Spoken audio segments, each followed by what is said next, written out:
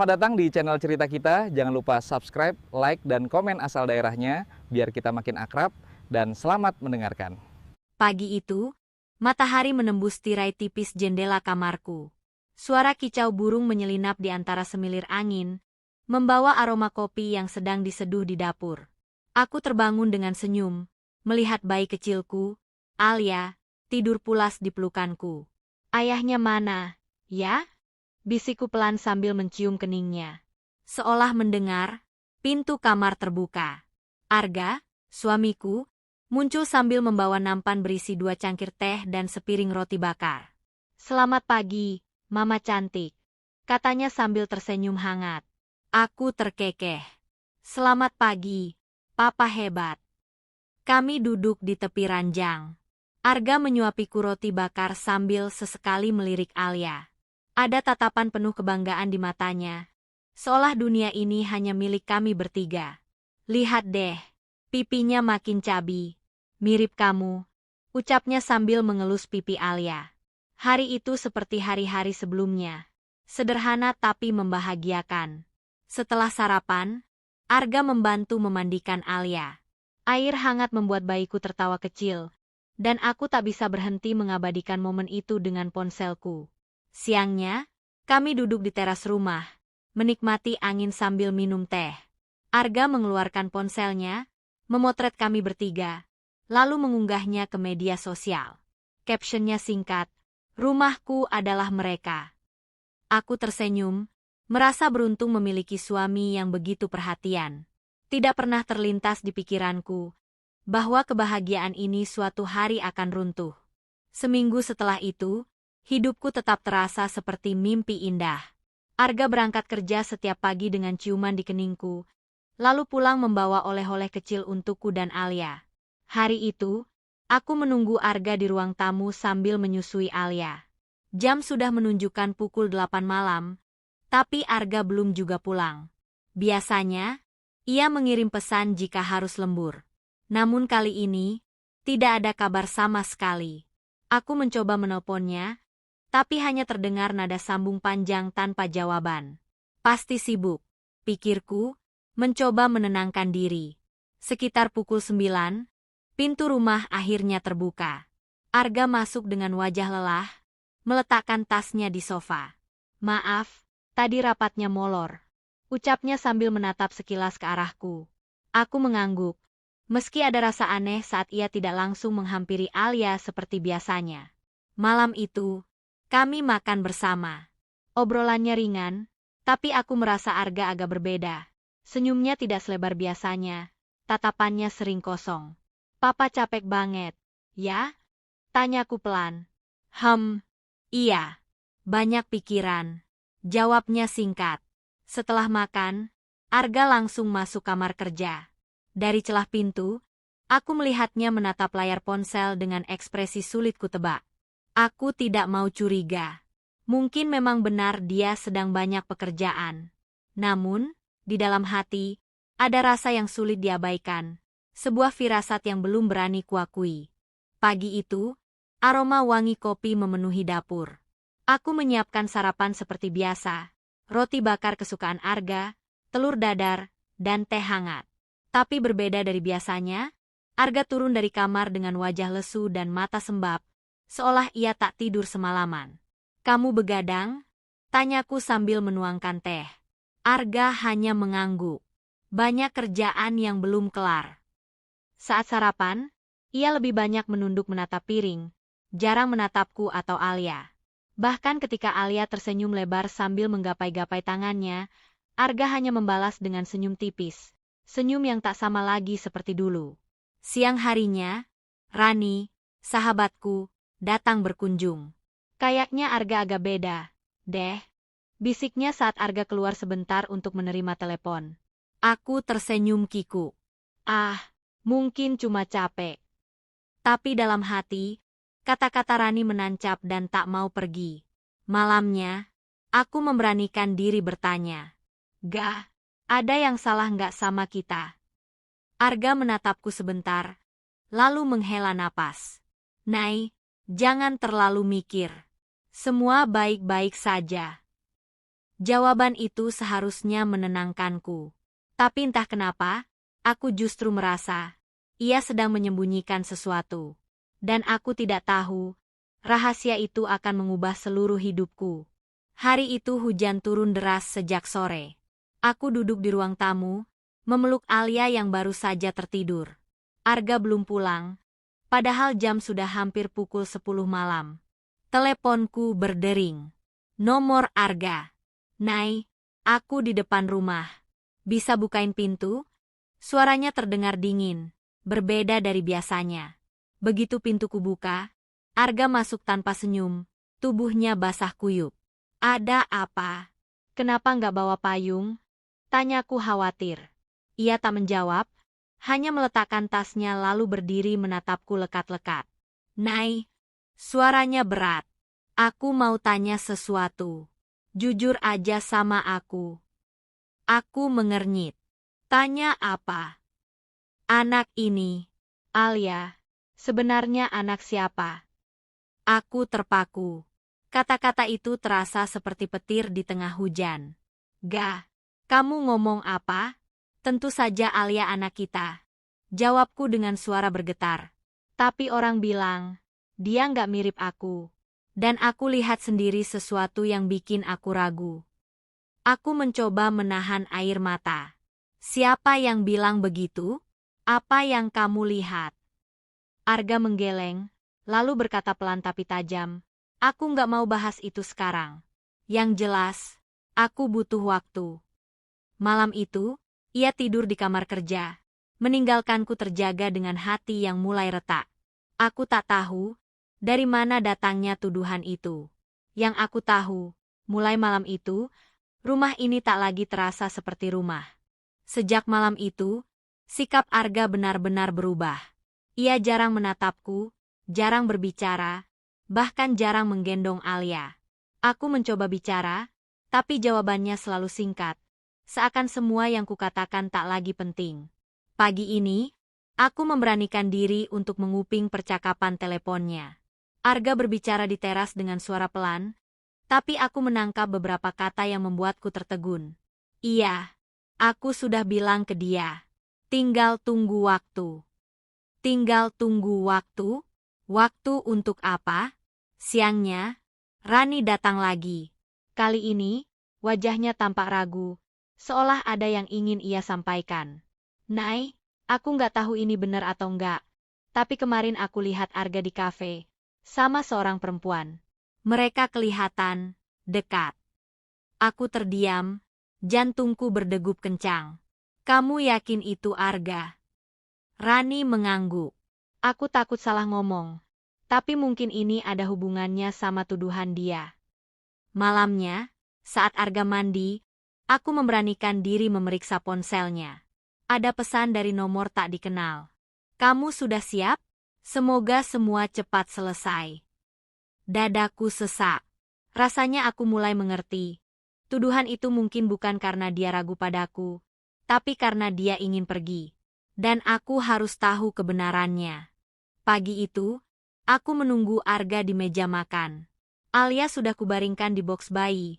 Sementara di hadapanku ada 2 cangkir teh yang mulai mendingin. Arga turun dari kamar dengan wajah datar, seperti sedang bersiap ke medan perang.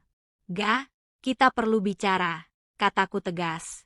Dia duduk, tapi matanya menghindari tatapanku. Bicara soal apa? Soal tuduhanmu, dan soal perempuan yang kemarin kamu temui di kafe. Tangannya berhenti mengaduk teh. Ia menatapku sekilas, lalu tersenyum tipis. Kamu dengar dari siapa? Jawab saja. Benar atau tidak? Arga menghela napas panjang. Nay, jangan terlalu banyak curiga. Itu cuma urusan kerja. Aku menatapnya lekat-lekat. Lalu kenapa kamu bilang Alia bukan anakmu? Wajahnya mengeras. Aku hanya ingin tahu kebenaran. Mungkin aku salah dengar, atau salah lihat sesuatu. Aku menunggu penjelasan lebih lanjut, tapi ia berdiri, mengambil jasnya, dan berkata, aku harus berangkat. Nanti malam kita bahas lagi. Pintu tertutup. Aku hanya bisa memandangi teh yang sudah dingin, dengan hati yang terasa semakin berat. Di dalam hati, aku tahu, jika aku tidak segera mencari kebenaran, aku akan kehilangan segalanya. Sejak Arga pergi pagi itu, hatiku tak tenang. Kata-katanya tentang, mungkin aku salah dengar atau salah lihat, terasa seperti tembok tinggi yang sengaja ia bangun agar aku tak bisa masuk. Siang hari, aku memutuskan untuk keluar rumah. Alia kutitipkan pada ibu. Tujuanku sederhana, mencari tahu siapa perempuan yang ditemui Arga di kafe. Aku mengunjungi kafe yang disebut Rani. Pelayan di sana awalnya ragu, tapi setelah kujelaskan bahwa aku istri Arga, ia akhirnya bicara. Minggu lalu, dia datang 2 kali, sama perempuan berambut panjang, sering ketawa bareng. Sepertinya mereka akrab sekali. Dadaku sesak. Aku menunjukkan foto Arga di ponsel. Pelayan itu mengangguk tanpa ragu. Ya, itu dia. Sore harinya, aku mencoba menghubungi Arga untuk menanyakan langsung, tapi ia tidak mengangkat. Yang lebih aneh, malamnya ia pulang tanpa membawa tas kerja, padahal biasanya selalu dibawanya. Ketika kutanya, ia menjawab singkat, tasnya di kantor. Ada berkas yang harus aku simpan di sana. Aku tahu itu bohong. Tapi aku juga tahu, semakin aku memaksa, semakin ia akan menjauh. Maka aku memutuskan satu hal. Aku akan mengawasinya diam-diam, sampai kebenaran itu keluar dengan sendirinya. Malam itu, Arga pulang lebih cepat dari biasanya. Ia hanya makan sebentar, lalu bilang harus keluar lagi karena ada urusan mendadak di kantor. Aku tersenyum tipis, pura-pura percaya. Tapi begitu ia keluar rumah, aku mengambil jaket dan kunci motor. Aku mengikuti mobilnya dari kejauhan, menjaga jarak agar tidak ketahuan. Hujan gerimis membasahi jalan, membuat lampu-lampu kota tampak berkilau di balik kaca helmku. Tapi yang membuat jantungku berdetak kencang adalah saat Arga tidak menuju ke kantor seperti yang ia bilang. Mobilnya berbelok ke sebuah jalan kecil, lalu berhenti di depan rumah dengan pagar putih. Dari balik helm, aku melihatnya turun dari mobil, dan seorang perempuan berambut panjang keluar menyambutnya. Mereka berdiri cukup dekat, berbicara sebentar, lalu masuk ke dalam rumah itu bersama. Aku ingin mendekat, tapi kakiku terasa lemas. Rasa sakit di dada seperti menahan napas terlalu lama. Aku hanya bisa berdiri di kejauhan. Hujan membasahi seluruh tubuhku, sambil bertanya-tanya. Siapa perempuan itu? Dan kenapa Arga lebih memilih berada di sana daripada di rumah bersama kami? Aku pulang tanpa bertanya apa-apa malam itu. Tapi dalam hati, aku berjanji, besok aku akan mencari tahu siapa perempuan di rumah berpagar putih itu. Pagi itu, setelah Arga berangkat kerja, aku meninggalkan Alia bersama ibu dan menuju jalan kecil tempat rumah berpagar putih itu berdiri. Dari luar, rumah itu terlihat rapi. Ada taman kecil dengan pot bunga yang terawat. Terlalu indah untuk menjadi tempat rahasia yang penuh kebohongan. Aku berdiri di seberang jalan, pura-pura menelpon seseorang, sambil mengamati. Tak lama, pintu pagar terbuka. Perempuan berambut panjang itu keluar sambil membawa kantong belanja. Saat ia melangkah ke warung terdekat, aku segera berjalan cepat melewati pagar, pura-pura melihat papan alamat. Dari dekat, aku melihat sebuah nama di kotak surat, Maya Prameswari. Nama itu asing bagiku, tapi entah kenapa terasa penting. Aku menunggu perempuan itu kembali, lalu dengan langkah hati-hati, mengikutinya sampai ke warung.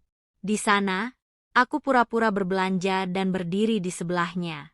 Aku mendengar penjaga warung berkata, "Bu Maya, pesanannya sudah lengkap. Salam untuk Mas Arga, ya." Darahku terasa berhenti mengalir. Jadi, mereka saling mengenal dengan begitu dekat, sampai orang sekitar pun menganggapnya wajar. Aku pulang dengan pikiran penuh pertanyaan.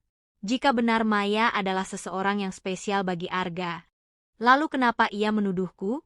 Semakin hari, tuduhan itu terasa seperti pintu yang menutupi sebuah ruangan gelap, yang kuncinya ada di tangan Arga. Siang itu, aku memberanikan diri kembali ke rumah berpagar putih. Langkahku berat, Tapi rasa penasaran dan sakit hati mendorongku untuk mengetuk pintu. Pintu terbuka. Maya berdiri di sana dengan senyum ramah. Seolah aku hanyalah tamu biasa. Bisa saya bantu? Tanyanya lembut. Aku menarik napas panjang. Saya Naila, istri Arga.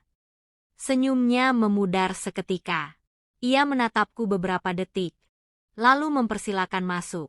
Di ruang tamu yang wangi kopi itu, aku tak berputar-putar. Saya mau tahu, hubungan kamu sama suami saya apa? Maya menatapku, lalu menunduk. Seharusnya Arga yang jelasin, bukan saya. Dia nggak mau ngomong. Tolong, Maya. Saya cuma mau kebenaran. Ia menghela napas, lalu berkata pelan, Arga sering curhat ke saya. Katanya kamu sudah nggak mencintai dia. Katanya, kamu punya orang lain. Aku terpaku. Itu bohong. Maya menatapku, seolah ingin mencari kebenaran di wajahku. Kalau memang bohong, berarti Arga sudah memutarbalikkan semuanya. Sebelum aku sempat bertanya lebih jauh, Maya berkata, Naila, mungkin kamu nggak siap dengar ini, tapi Arga bilang dia akan segera mengakhiri pernikahan kalian. Dadaku seperti diremas. Aku pulang dengan langkah gontai, tapi di dalam hati, aku sudah mulai menerima satu kenyataan pahit. Arga memang sedang mencari jalan keluar, dan aku hanyalah rintangan terakhirnya. Sejak pertemuan dengan Maya, aku mencoba berbicara dengan Arga setiap malam. Tapi setiap kali aku mulai membahas hubungan kami, ia selalu punya alasan untuk mengakhiri pembicaraan. Lelah, sibuk, atau sekadar nanti saja. Suatu sore, aku memutuskan mendatangi kantornya. Aku ingin melihatnya langsung, mungkin bisa memaksanya bicara. Namun, resepsionis berkata, Maaf Bu Naila, Pak Arga sedang keluar, bersama tamu perempuannya. Jantungku berdegup kencang. Tamu perempuan? Ya, mereka keluar sekitar 1 jam lalu. Aku menunggu di lobi, berharap ia kembali. Tapi hingga matahari mulai tenggelam, Arga tak juga muncul. Akhirnya aku pulang dengan hati berat, membawa satu kesimpulan. Ia sengaja menghindariku. Malamnya, aku mencoba menghubungi beberapa teman lama Arga, mencari tahu apakah mereka tahu sesuatu. Jawaban yang kuterima hampir sama. Mengelak, ragu, atau berkata tidak tahu. Aku merasa seperti berdiri di tengah lorong gelap. Semua pintu yang kucoba buka, terkunci rapat. Dan di balik semua pintu itu, aku yakin ada kebenaran yang ingin Arga sembunyikan dariku. Pagi ini, aku menyiapkan sarapan seperti biasa. Alia duduk di kursi makan sambil mengunyah roti. Matanya memandang pintu dengan penuh harap. Papa datang sarapan? Tanyanya polos. Aku terdiam sejenak, mencoba menelan air liur yang terasa pahit. Papa sibuk. Sayang. Beberapa menit kemudian, ponselku bergetar. Pesan dari Arga, jangan hubungi aku lagi. Semua urusan kita biar lewat pengacara. Tanganku gemetar membaca kata-kata itu. Rasanya seperti ada dinding yang tiba-tiba menjulang tinggi di hadapanku. Bukan hanya dinding, tapi tembok beton yang memisahkan aku dari suamiku, dari ayah anakku.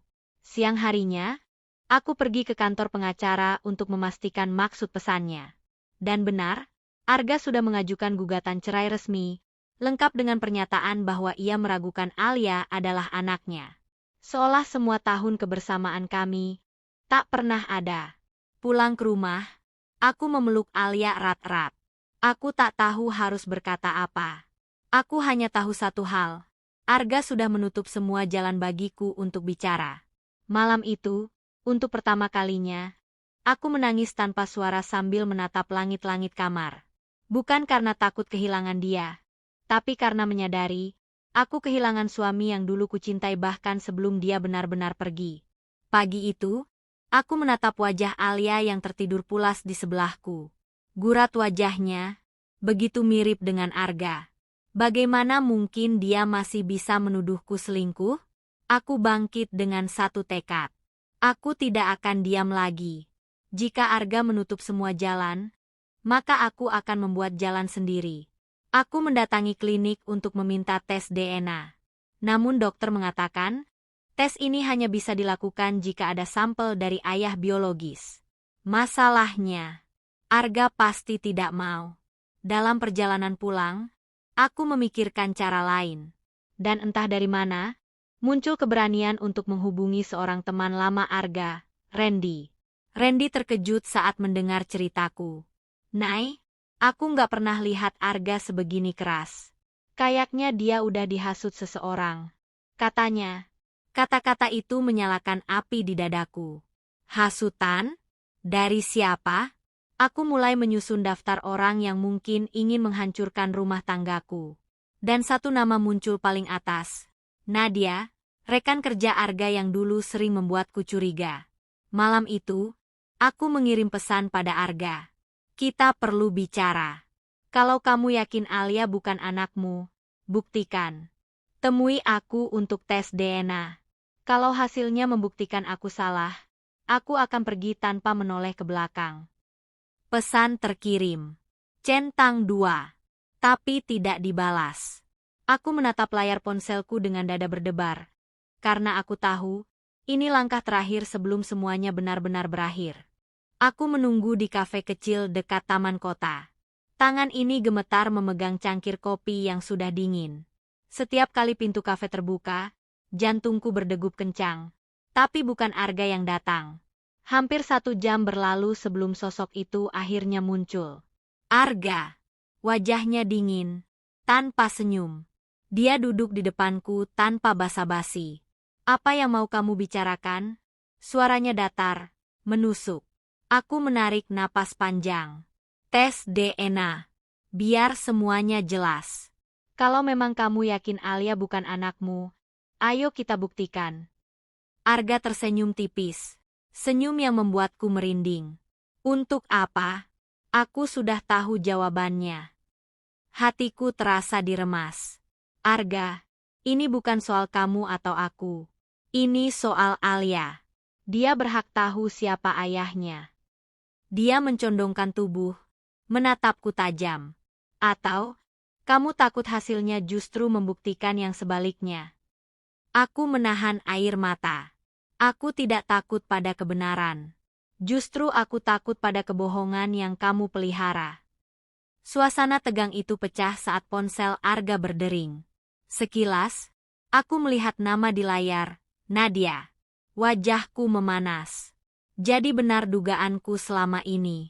Arga segera mematikan telepon dan berdiri. Aku nggak punya waktu untuk drama ini, Naila. Aku akan kirim berkas perceraian. Setelah itu, kita selesai. Dia melangkah pergi, meninggalkan aroma parfum yang dulu kusukai, tapi kini terasa asing. Aku terdiam, memandangi punggungnya yang menjauh. Tak kusadari, air mataku menetes. Bukan karena takut kehilangan, tapi karena aku baru sadar, ini bukan lagi soal mempertahankan rumah tangga. Ini soal membongkar kebenaran yang selama ini disembunyikan. Sejak pertemuan di kafe itu, aku tidak bisa tidur. Kata-kata Arga terus terngiang, dan nama Nadia yang muncul di ponselnya membuatku gelisah. Aku tahu, jika ingin bertahan, aku harus punya senjata. Bukan untuk menyerang, tapi untuk bertahan dari kebohongan. Aku mulai menyelidiki. Dari seorang teman lama yang bekerja di kantor Arga, aku mendapat kabar bahwa beberapa minggu terakhir, Arga sering pulang larut. Bukan karena pekerjaan, tapi karena menemui seseorang. Dan nama itu selalu sama, Nadia. Aku mencoba menghubungi Nadia. Awalnya dia mengabaikan, tapi akhirnya mau bertemu di sebuah rumah makan sederhana. Saat aku datang, dia sudah duduk menungguku. Wajahnya cantik, tapi lelah, seolah dia menyimpan rahasia besar. Naila, sebaiknya kamu berhenti cari tahu. Semua ini akan menyakitimu, katanya pelan. Aku sudah cukup sakit, Nadia. Jawabku, yang aku mau cuma kebenaran. Dia terdiam lama sebelum membuka tasnya. Dari dalam, ia mengeluarkan sebuah amplop coklat. Aku nggak mau simpan ini lagi. Kamu yang berhak tahu. Tanganku bergetar saat membuka amplop itu. Di dalamnya ada hasil tes DNA. Dan di sana, tertulis jelas, Alia adalah anak kandung Arga. Aku menatap Nadia dengan bingung. Kalau kamu tahu ini, kenapa Arga bilang sebaliknya?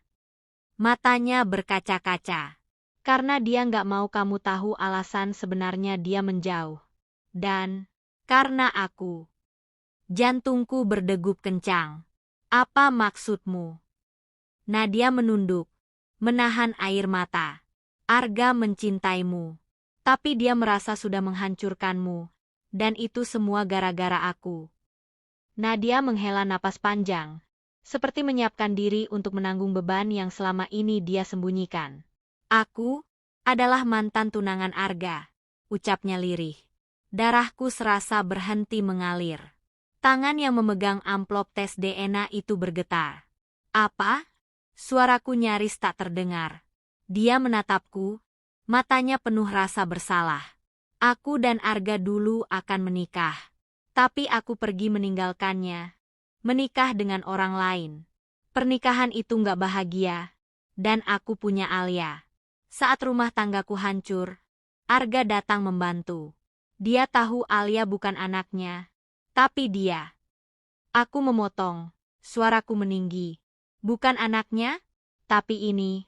Aku menunjuk kertas tes DNA. Nadia menatapku lama. Kemudian menggeleng. Itu, tes DNA hasil manipulasi. Aku yang memintanya. Supaya kamu menjauh dari Arga. Supaya dia kembali padaku. Kepalaku berputar. Rasanya seperti lantai di bawahku runtuh. Kenapa kamu melakukan itu? Tanyaku hampir berbisik. Karena aku menyesal. Karena aku nggak bisa melupakan dia. Aku tahu ini salah. Tapi aku nggak sanggup lihat dia bahagia dengan orang lain. Suaranya bergetar, tapi tatapannya mantap. Seperti ingin mengaku semua dosanya sekaligus. Air mataku jatuh. Tapi bukan hanya karena marah. Ada rasa muak, kecewa, dan kosong. Jadi semua ini, semua jarak Arga, semua keraguan, karena permainanmu. Dia mengangguk, menangis. Arga nggak tahu aku menemuimu. Dia bahkan nggak tahu aku memanipulasi tes itu. Tapi kalau kamu mau buktinya, aku punya rekamannya. Saat aku minta petugas lab mengubah hasil.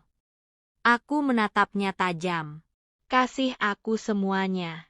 Hari ini juga. Nadia menyodorkan flash disk kecil. Aku siap terima akibatnya. Tapi hati-hati, Naila, begitu kebenaran ini keluar, hidup kalian gak akan pernah sama lagi. Aku menggenggam flash disk itu erat-erat. Dalam hati, aku tahu satu hal. Ini bukan sekadar perang perasaan. Ini perang melawan kebohongan. Sore itu, aku duduk di ruang tamu sambil menggenggam flash disk pemberian Nadia. Jantungku berdetak cepat, bukan karena takut, tapi karena tekad yang sudah bulat. Tak ada lagi ruang untuk diam. Pintu depan terbuka. Arga masuk, wajahnya lelah, jas kerjanya sedikit kusut. Kenapa kamu belum tidur? Alia udah. Aku punya sesuatu yang harus kamu lihat. Potongku tegas. Nada suaraku membuatnya berhenti bicara.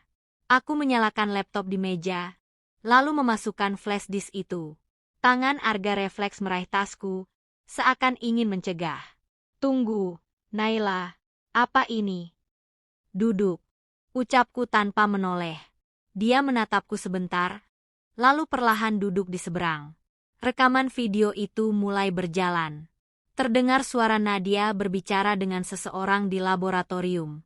Suara itu jelas, dingin, penuh kepastian. Tolong ubah hasil tes DNA ini. Biar keluar kalau Alia anaknya Arga. Wajah Arga menegang. Matanya membelalak. Dia berusaha membuka mulut, tapi tak ada kata yang keluar. Aku nemuin ini dari Nadia sendiri. Kataku pelan tapi tegas. Dia ngaku semua. Tentang masa lalu kalian. Tentang kebohongan ini. Arga menggeleng, suaranya serak. Aku nggak tahu, Naila. Aku nggak pernah minta dia. Justru itu masalahnya. Potongku, mataku menatap lurus ke matanya. Kamu nggak tahu, tapi kamu juga nggak berusaha tahu. Kamu membiarkan aku sendirian dengan semua keraguan ini. Dia menunduk. Wajahnya diliputi rasa bersalah. Naila, aku minta maaf. Air mataku jatuh. Tapi kali ini bukan karena sedih saja. Ada kemarahan yang membara. Maaf nggak akan cukup. Arga, kita udah hancur karena kebohongan ini. Sekarang, kita harus tentuin. Mau lanjut atau berhenti. Keheningan panjang menyelimuti ruangan. Arga mengangkat kepalanya, menatapku dengan mata yang merah. Aku nggak mau kehilangan kamu. Tapi kalau kamu mau pergi, aku nggak bisa melarang. Di dadaku, hati ini berteriak. Tapi pikiranku masih bimbang. Karena yang menantiku setelah ini adalah perang yang lebih besar. Malam itu aku nggak tidur. Arga ada di kamar, duduk di ujung ranjang. Tapi kami sama sekali nggak bicara. Di kepalaku, semua kenangan 3 tahun terakhir berputar seperti film. Senyumnya, sikapnya, tapi juga semua luka yang dia biarkan tumbuh di hatiku. Pagi menjelang. Aku masuk ke kamar Alia yang masih tertidur pulas. Wajah kecil itu membuat dadaku sesak.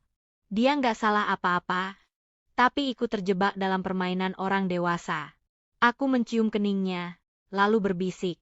Mama sayang kamu. Selalu. Saat aku keluar dari kamar, Arga sudah berdiri di depan pintu. Wajahnya lelah dan mata sembab. Kamu mau pergi? Suaranya pelan, hampir seperti anak kecil yang takut ditinggal. Aku menarik napas panjang. Aku nggak tahu ini akan berakhir gimana. Tapi aku butuh waktu. Kalau kita terus kayak gini, aku akan hancur, dan Alia juga. Arga melangkah mendekat, menggenggam tanganku erat. Naila, aku janji akan bereskan semua ini.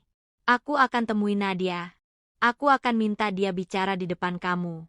Aku nggak mau kehilangan keluarga kita. Air mataku jatuh lagi. Aku mau percaya, Arga. Tapi kamu harus kasih aku alasan kuat untuk bertahan. Dia mengangguk pelan, matanya penuh tekad. Oke, kasih aku waktu 3 hari. Kalau aku gagal, kamu bebas pergi. 3 hari. Waktu yang singkat, tapi mungkin cukup untuk membuka semua kebenaran yang tersisa. Aku melangkah keluar rumah pagi itu, membawa Alia ke rumah ibuku. Di hatiku, ada campuran antara takut, marah, dan sedikit harapan. Karena kalau Arga benar-benar berjuang kali ini, mungkin, hanya mungkin, aku bisa kembali. Hari kedua tanpa Naila di rumah terasa seperti neraka. Rumah itu sunyi, tapi di kepalaku bising oleh rasa takut kehilangan. Pagi itu aku berdiri di depan kafe tempat Nadia biasanya bekerja. Begitu dia melihatku, senyumnya langsung muncul. Senyum yang dulu pernah membuatku lemah, tapi sekarang hanya membuatku muak. Akhirnya kamu datang juga, katanya, duduk di bangku luar sambil menyeruput kopi. Aku langsung duduk di depannya, menatap tajam. Nadia, kita harus bicara. Dan kali ini, nggak ada permainan. Dia tertawa kecil, lalu menyandarkan tubuh. Permainan? Arga, aku cuma mau kita kembali seperti dulu. Nggak akan pernah. Suaraku meninggi. Kamu tahu aku sudah menikah. Aku punya anak. Tapi kamu terus cari cara buat masuk dan bikin Naila nggak percaya sama aku. Wajah Nadia berubah datar. Oh, jadi kamu pikir semua ini salahku? Arga, kamu yang datang ke aku dulu. Kamu yang cerita kalau rumah tanggamu hambar. Darahku mendidih. Aku cerita waktu itu cuma karena aku butuh teman bicara. Nadia. Dan kamu memelintirnya jadi sesuatu yang lain. Dia tersenyum tipis, tapi matanya dingin. Kamu lupa, aku punya semua foto dan chat kita? Kalau aku mau, aku bisa bikin Naila pergi tanpa kamu perlu mengusirku. Aku menatapnya lama, lalu mengeluarkan ponsel. Aku nggak peduli. Hari ini semua akan berakhir. Kamu ikut aku sekarang. Kita ke rumah ibuku. Kamu akan bicara langsung sama Naila dan jelasin semuanya. Dia tertawa lagi. Kali ini terdengar getir. Kamu pikir aku akan mau? Aku condong ke depan. Suaraku tegas. Kamu harus mau. Kalau enggak, aku yang akan ceritain semua ini ke keluargamu dan ke semua orang yang kamu kenal. Termasuk bosmu di sini. Wajah Nadia menegang. Diam sebentar, lalu dia menghela napas panjang. Oke, Arga. Aku akan ikut. Tapi setelah ini, kamu akan menyesal. Aku tahu, keputusan ini berisiko. Tapi 3 hari itu hampir habis. Dan ini satu-satunya cara untuk buktikan pada Naila bahwa aku layak diperjuangkan. Aku tahu, keputusan ini berisiko. Tapi 3 hari itu hampir habis. Dan ini satu-satunya cara untuk buktikan pada Naila bahwa aku layak diperjuangkan. Siang itu aku mengantar Nadia ke rumah ibuku, tempat Naila sementara tinggal. Setiap langkah menuju pintu rasanya seperti berjalan ke medan perang. Ibuku yang membuka pintu terkejut melihat kami berdua. Naila ada? Tanyaku. Ibu hanya mengangguk, lalu mempersilakan kami masuk. Naila duduk di ruang tamu, wajahnya datar, matanya dingin. Aku bisa merasakan jarak yang terbentang di antara kami, jarak yang tadinya tak pernah ada. Naila, aku memulai, suaraku pelan. Aku bawa seseorang yang harus bicara sama kamu. Nadia melangkah maju, terlihat ragu sejenak, lalu membuka mulut. Aku minta maaf. Aku yang mendekati Arga. Aku sengaja memancing dia biar jauh dari kamu. Dia nggak pernah selingkuh sama aku. Naila, semua foto dan chat itu aku rekayasa. Ruangan mendadak sunyi. Aku bisa melihat mata Naila bergetar, tapi bibirnya tetap terkatup rapat. Aku melakukan itu karena aku nggak rela lihat dia bahagia sama orang lain, lanjut Nadia dengan suara bergetar. Tapi sekarang aku sadar, aku cuma bikin semua orang terluka. Nadia menunduk. Lalu tanpa menunggu balasan, dia keluar dari rumah. Pintu menutup pelan. Aku berlutut di depan Naila. Aku tahu aku nggak sempurna, Nay. Tapi tolong, jangan biarkan orang lain merusak apa yang kita bangun bertahun-tahun. Aku janji, nggak akan ada lagi celah untuk orang lain masuk di antara kita. Air mata Naila mulai jatuh. Dia menatapku lama, lalu berkata pelan, aku pulang sama kamu. Tapi ini kesempatan terakhir, ga? Pelukan itu terasa seperti rumah. Hari itu, aku sadar, cinta bukan hanya soal rasa, tapi tentang menjaga, meski badai datang berkali-kali. 3 hari yang menakutkan itu akhirnya berakhir. Dan kali ini, aku tak akan pernah menyia-nyiakan waktu yang Tuhan beri untuk kami.